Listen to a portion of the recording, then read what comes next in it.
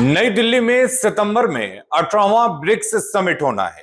तारिक रहमान के ब्रिक्स में शामिल होने पर स्थिति साफ नहीं की गई। अब सामने आया है कि ढाका ने शेख हसीना के प्रत्यर्पण के बाद ही तारिक के दिल्ली आने की बात कही है। नई दिल्ली में सितंबर में 18वां ब्रिक्स समिट होना है।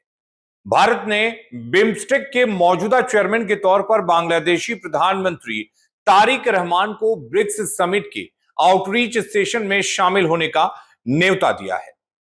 भारत ने जुलाई में निमंत्रण भेज दिया था, लेकिन बांग्लादेश की ओर से तारिक रहमान के ब्रिक्स में शामिल होने पर स्थिति साफ नहीं की गई। अब सामने आया है कि ढाका ने शेख हसीना के प्रत्यर्पण के बाद ही तारिक के दिल्ली आने की बात कही है। तो एक तरफ भारत है जो कह रहा है कि बांग्लादेश की पूर्व प्रधानमंत्री शेख हसीना के प्रत्यर्पण के अनुरोध पर स्थापित कानूनी प्रक्रियाओं के तहत विचार किया जा रहा है। दूसरी तरफ बांग्लादेश है जहां प्रधानमंत्री तारिक रहमान की सरकार लगातार शेख हसीना को वापस लाने की मांग कर रही है। और अब मामला सिर्फ प्रत्यार्पण की मांग तक सीमित नहीं रह गया। खबर है कि शेख हसीना के प्रत्यार्पण को तारिक रहमान के भारत दौरे से जोड़ दिया गया है। यानी सवाल सिर्फ यह नहीं है कि शेख हसीना भारत से बांग्लादेश जाएंगे या नहीं, सवाल यह भी है कि क्या शेख हसीना की वजह से भारत और बांग्लादेश के रिश्तों में आई खटास अब दोनों देशों के शीर्ष नेतृत्व की मुलाकात को भी प्रभावित करेगी।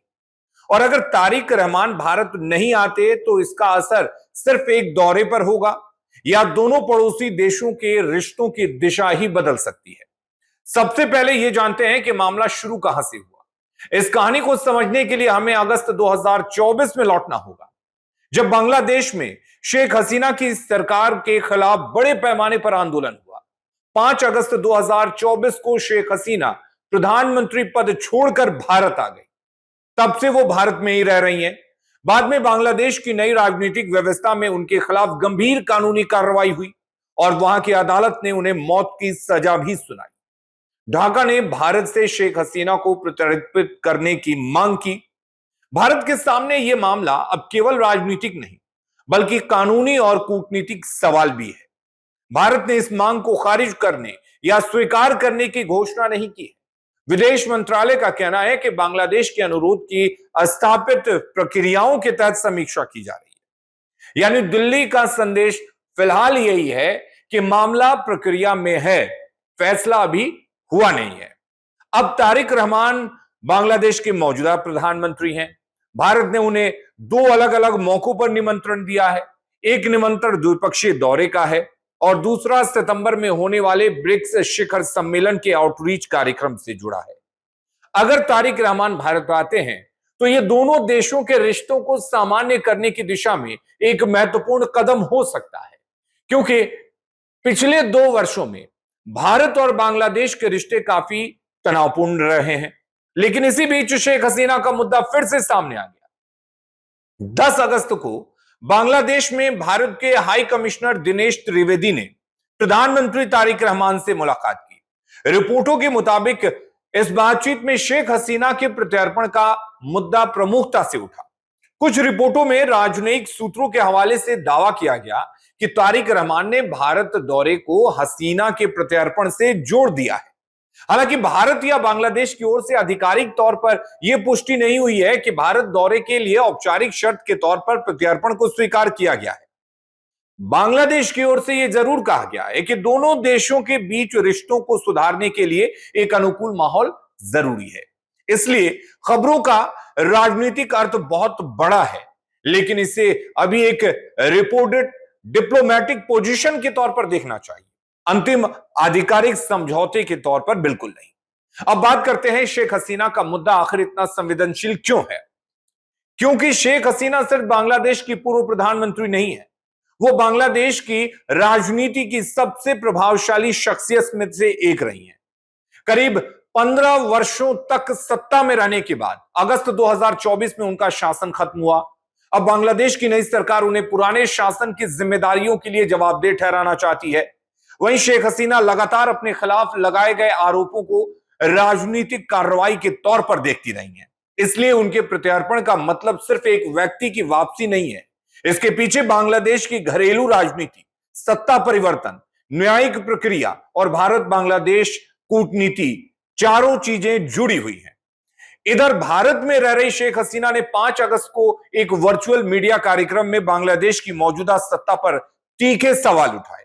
ढाका को इस पर कड़ी आपत्ति हुई। बांग्लादेश सरकार ने भारत की भूमिका पर भी सवाल उठाया और भारत की जमीन से शेख हसीना को राजनीतिक बयान देने का मौका क्यों मिल रहा है, भारत ने इस मामले में अपना पक्ष भी स्पष्ट कर दिया। विदेश मंत्रालय ने कहा कि उस निजी मीडिया कार्यक्रम में भारत सरकार की कोई भूमिका नहीं थी और शेख हसीना की टिप्पणियां भारत सरकार की आधिकारिक स्थिति नहीं है। यानी दिल्ली ने एक तरह से दूरी बना ली, लेकिन ढाका की नाराजगी पूरी तरह खत्म नहीं हुई। ऐसा नहीं है कि बांग्लादेश की नाराजगी सिर्फ प्रत्यर्पण तक ही सीमित है। भारत और बांग्लादेश के बीच कई महत्वपूर्ण मुद्दे भी हैं। व्यापार, सीमा सुरक्षा, नदी का पानी, गंगा जल संधि, क्षेत्रीय कनेक्टिविटी, सुरक्षा सहयोग और सबसे महत्वपूर्ण एक दूसरे के भू राजनीतिक हित। क्योंकि भारत के लिए बांग्लादेश सिर्फ एक पड़ोसी देश ही नहीं है, भारत के पूर्वोत्तर राज्यों से जुड़ी कनेक्टिविटी, बंगाल की खाड़ी में रणनीतिक स्थिति और दक्षिण एशिया की सुरक्षा के लिहाज से बांग्लादेश का बहुत बड़ा महत्व है। और इसी तरह बांग्लादेश के लिए भी भारत सबसे महत्वपूर्ण पड़ोसियों में से है। इसलिए दोनों देशों के रिश्ते खराब करने का जोखिम नहीं उठा सकते। लेकिन शेख हसीना का मुद्दा फिलहाल दोनों के बीच सबसे बड़ा राजनीतिक कांटा बन चुका है। अब आती है भारत के लिए दुविधा की बात। तो दिल्ली के सामने मूल रूप से 3 स्तर के सवाल हैं।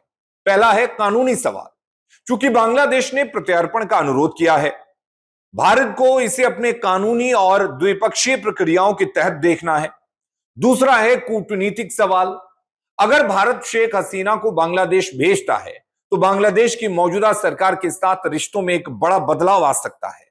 लेकिन इसके साथ ही भारत को शेख हसीना की सुरक्षा, वहां की राजनीतिक स्थिति और प्रत्यार्पण के बाद उनके साथ होने वाली कानूनी प्रक्रिया जैसे सवालों पर भी विचार करना होगा। और तीसरा है रणनीतिक सवाल, भारत को यह भी देखना है कि बांग्लादेश के साथ उसके दीर्घकालीन हित क्या है।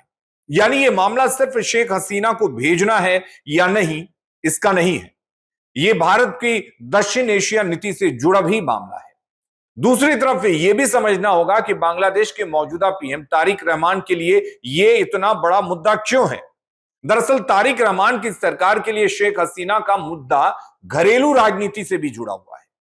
बांग्लादेश में सत्ता परिवर्तन के बाद नई राजनीतिक व्यवस्था अपनी वैधता और राजनीतिक आधार मजबूत करना चाहती है। शेख हसीना की वापसी इस राजनीतिक नैरेटिव का एक महत्वपूर्ण हिस्सा है और यही वजह है कि ढाका बार बार कह रहा है कि हसीना को वापस आना चाहिए और उन्हें बांग्लादेश के कानून का सामना करना चाहिए। लेकिन यहां तारिक रहमान के सामने दूसरी चुनौती भी है। भारत से संबंध खराब करके बांग्लादेश बहुत दूर तक नहीं जा सकता।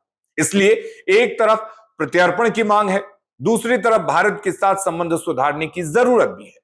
अब चूंकि तारिक रहमान का भारत दौरा हसीना के प्रत्यार्पण से जुड़ता दिख रहा है, इसलिए यह थोड़ी असमंजस की स्थिति जरूर हो सकती है। लेकिन दूसरी ओर बांग्लादेश सरकार ने कहा है कि भारत दौरे का कार्यक्रम अभी अंतिम नहीं हुआ है और यह प्रधानमंत्री की उपलब्धता और दोनों देशों के बीच बातचीत की प्रगति पर निर्भर करेगा।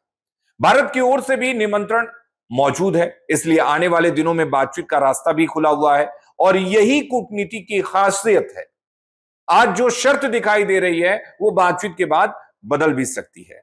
अब सवाल है कि तारिक रहमान का भारत आना आखिर इतनी अहमियत क्यों रखता है। अगर वो भारत आते हैं तो क्या हो जाएगा। तो सबसे पहले तो ये दोनों देशों के रिश्तों के लिए बड़ा सकारात्मक संदेश होगा। संभव है कि दोनों नेता सीधे बातचीत करके उन मुद्दों पर चर्चा करें जो पिछले 2 वर्षों से रिश्तों को प्रभावित कर रहा है। शेख हसीना का प्रत्यार्पण तो प्रमुख मुद्दा होगा ही, इसके अलावा व्यापार, सीमा सुरक्षा, नदी जल और क्षेत्रीय सहयोग पर भी बातचीत हो सकती है। वहीं भारत के लिए भी यह एक मौका होगा कि वो नई बांग्लादेशी सरकार के साथ सीधे राजनीतिक संवाद को मजबूत करे और बांग्लादेश के लिए यह संदेश होगा कि वो भारत के साथ रिश्ते पूरी तरह सामान्य करना चाहता है। लेकिन अगर तारिक रहमान भारत नहीं आते हैं तो संदेश बिल्कुल अलग जाएगा।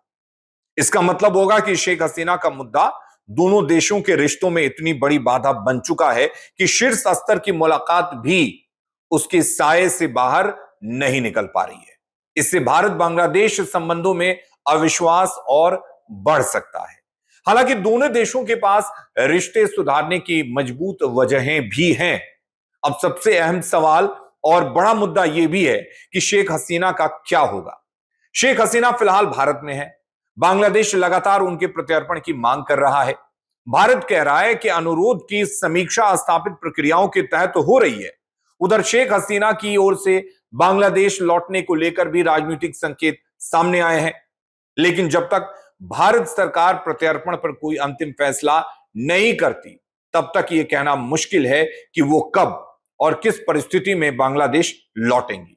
अब चूंकि भारत बांग्लादेश के मामले में तो इतिहास, भूगोल, व्यापार, संस्कृति और सुरक्षा सब कुछ एक दूसरे से जुड़ा हुआ है, इसलिए आने वाले दिनों में असली परीक्षा यह नहीं होगी कि तारिक रहमान दिल्ली आते हैं या नहीं।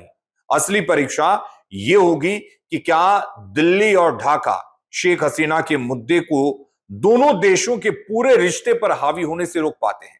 अगर बातचीत आगे बढ़ती है तो भारत बांग्लादेश संबंधों में नई शुरुआत संभव है। लेकिन अगर प्रत्यर्पण पर सवाल ही दोनों देशों के बीच हर बातचीत की शर्त बन गया तो रिश्तों में तनाव लंबे समय तक बना रह सकता है।